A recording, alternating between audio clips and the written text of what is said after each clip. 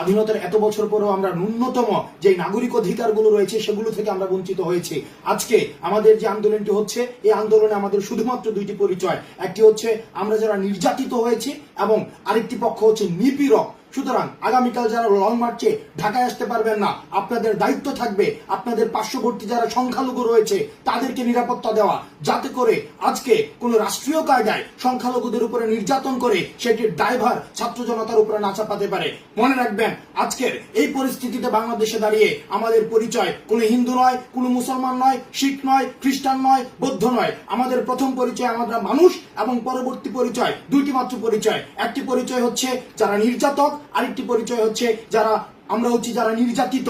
সুতরাং আমাদের যে আন্দোলন সেটি হচ্ছে নির্যাতকের বিরুদ্ধে আমাদের আন্দোলন, নিপীড়কের বিরুদ্ধে আমাদের আন্দোলন, বৈষম্যের বিরুদ্ধে আমাদের আন্দোলন, স্বৈরতন্ত্রের বিরুদ্ধে আন্দোলন। আমাদের এক দফা বাস্তবায়ন না হওয়া পর্যন্ত আমাদের আন্দোলন অব্যাহত থাকবে।